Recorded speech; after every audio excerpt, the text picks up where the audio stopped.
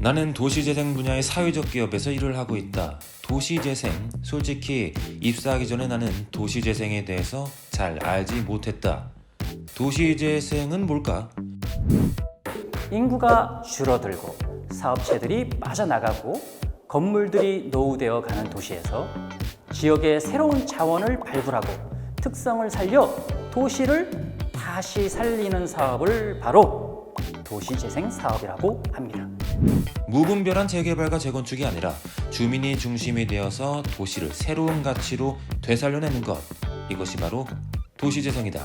지금은 도시재생 뉴딜 사업이라는 이름으로 2017년부터 정부에서 매년 10조씩 5년간 총 50조라는 어마무시한 예산이 투입되고 있다. 작년에 회사에서 도시재생 기업 창업 육성 프로그램을 진행하면서 촬영차 고양시내 사업지역을 가볼 기회가 있었다. 많이 놀랐다. 마치 타임머신을 타고 과거로 여행 온 느낌이랄까?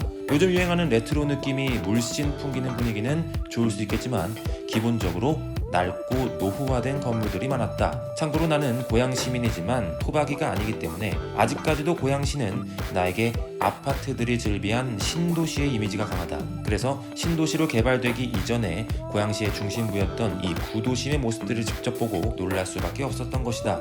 이제 이런 곳들이 도시재생을 통해서 새롭게 바뀐다는 것인데, 낡은 건물들을 다 부수고 새로운 건물들을 막 짓고 이러는 게 아니라 지역에서 의미가 있다고 공론된 건물은 리모델링하고 주민들을 위한 공간으로 탈바꿈시키고 규모와 역할 그리고 지역 주민의 니즈에 따라 전통시장과 골목상권의 활성화를 통해서 지역 주민의 편의성을 향상시키거나 외부인들의 유입과 집객력을 강화하는 것이다.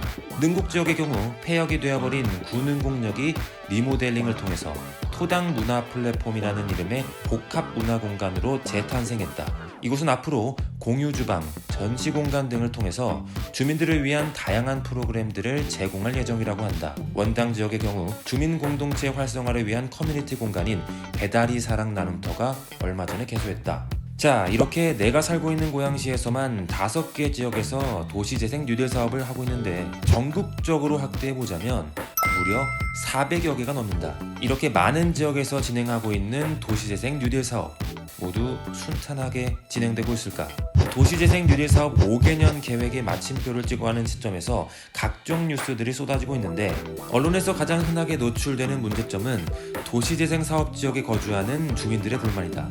동네를 바꿔준다는데 정작 일부 지역의 주민들은 반기지 않는 것. 낙후된 동네가 개선되면 주민들 입장에서야 환영할 수 있지만 집 수리비 지원처럼 직접적으로 주거 환경을 개선해주는 것이면 모를까. 도로 정비, 주민 커뮤니티 공간 조성 위주로 예산이 많이 투입된 사업 지역의 경우에는 주민들의 불만이 상당하다고 한다. 이렇게 되면서 자리를 지켜야 하는 주민들이 더 이상 나아지지 않은 생활 환경을 못 견디고 지역을 떠나는 사례가 빈번하게 발생하고 있다. 그러면서 주민들이 빠져나갈수록 빈집은 늘어만 가고 마을은 점점 쇠퇴하게 된다. 이렇게 된 데에는 여러 가지 이유가 있겠지만 실제로 선정된 지역의 사업 시일 집행이 제대로 이루어지지 않은 탓도 클 것이다. 2017년에서 2020년 상반기까지 기준으로 전국 307개 도시재생 사업의 평균 국비 예산 실 집행률은 58.1%였다. 전국 지자체에서 우선적으로 예산 확보에 치중을 하느라 실제 집행을 진행하는 데 있어서 여러 가지 시행착오가 있었던 셈이다.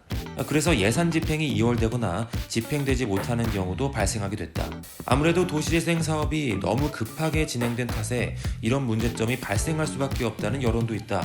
정부 주도로 제한된 시간 안에 확실한 성과를 내기 위해서 빠르게 추진되고 있는 것인데 5년 안에 50조라는 막대한 돈을 쓰면서 도시의 극적인 변화를 이끌어내기는 쉽지 않기 때문이다. 이처럼 도시재생 사업 지역 내 주민들의 불만이라는 내부적인 문제 외에도 도시재생 사업을 악용해서 개인 사업자들이 이득을 취하는 사례도 종종 발생하고 있는데, 주택도시보증공사에서 제공하는 도시재생기금 상품이 있다.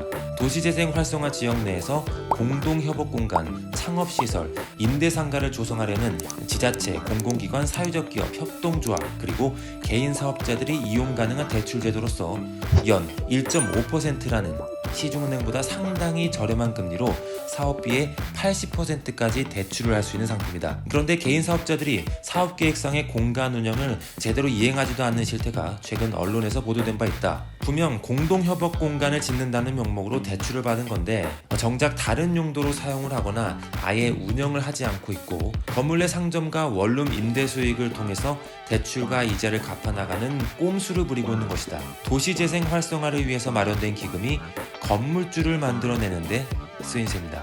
여러 문제점들이 보이고 있지만 어찌됐든 도시재생 사업은 현재 진행 중에 있으며, 올해는 현 정부의 도시재생 뉴딜 사업 5개년 계획에 마침표를 찍는 해다. 도시재생은 단순한 재개발, 재건축이 아니다. 주민이 중심이 되어 도시를 새로운 가치로 되살려내는 것이기 때문에 많은 시행착오가 있을 수밖에 없다. 5년 동안 500곳의 도시재생 사업을 진행하겠다는 식의 계획은 개수와 속도에 치중한 나머지 정작 중요한 도시의 가치를 되살려내는 것에 소홀할 수 있다. 천천히 그리고 길게 내다보면서 도시를 재생하는 사업이 지속되길 바라본다.